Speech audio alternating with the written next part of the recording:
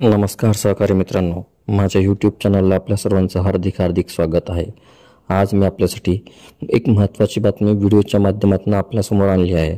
बातमीला सविस्तर जाणून घेण्यासाठी त्यासाठी कृपया आपण सुरुवातीपासून शेवटपर्यंत संपूर्ण व्हिडिओ पाहावा आणि आपण या चॅनलवर नवीन असल्यास या अगोदर चॅनलला सबस्क्राइब केले नसल्यास चॅनलला निश्चितच सबस्क्राइब करा आणि बेल आयकॉनला प्रेस करून ऑल नोटिफिकेशन ऑन करा। त्यामुळे आपल्याला व्हिडिओचे सर्व नोटिफिकेशन्स हे वेळेवर मिळत राहतील।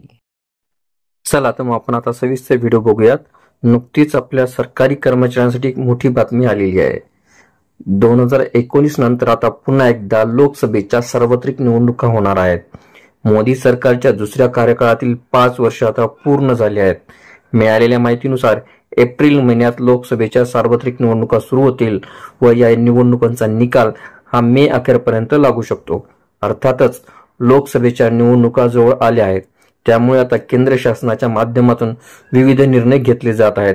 सरकारी कर्मचाऱ्यांना खुश करण्यासाठी देखील सरकार प्रयत्नशील आहे। हेच कारण आहे की गेल्या काही दिवसापासून प्रसार माध्यमांमध्ये सरकारी कर्मचाऱ्यांना 8वा वेतन आयोग लागू करण्याबाबत आचारसंहिता सुरू होण्यापूर्वीच सरकार मोठा निर्णय घेईल असे वृत्त झळकत आहे। खरे तर आतापर्यंतचा इतिहास पाहिला असता दर 10 वर्षांनी नवीन वेतन आयोग हा लागू होत असतो। मागील वेतन आयोग 2016 मध्ये लागू झाला आहे। यामुळे 8वा वेतन आयोग 2026 पर्यंत लागू होणे अपेक्षित आहे। तथापि 7व्या वेतन आयोगासाठीच्या समितीची स्थापना 2014 मध्ये झाली होती। त्यामुळे 8व्या वेतन आयोगासाठीच्या समितीची स्थापना 2024 अखेरपर्यंत होणे आवश्यक आहे। अशातच आता केंद्रातील मोदी सरकारच्या माध्यमातून एक महत्त्वाची माहिती समोर येत आहे। केंद्र शासनाने कर्मचाऱ्यांना जुनी पेन्शन योजनेची मागणी लक्षात घेऊन वित्त सचिव टी.व्ही. सोमनाथन यांच्या अध्यक्षतेखाली एका समितीची स्थापना केली आहे। दरम्यान या समितीच्या अध्यक्षांनी म्हणजे वित्त सचिव महोदय यांनी 8व्या वेतन आयोगाबाबत महत्त्वाची माहिती दिली आहे।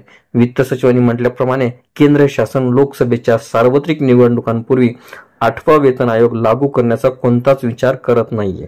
यामुळे सरकारी कर्मचाऱ्यांचा मोठा भ्रम निराश झालेला आहे। परंतु याचा अर्थ असा होत नाही की सरकारी कर्मचाऱ्यांना 8वा वेतन आयोग लागू होणारच नाही। तुर्तास तरी 8वा वेतन आयोग लागू करणे मोदी सरकारच्या विचाराधीन नाहीये। भविष्यात मात्र याबाबत नक्कीच विचार केला जाऊ शकतो।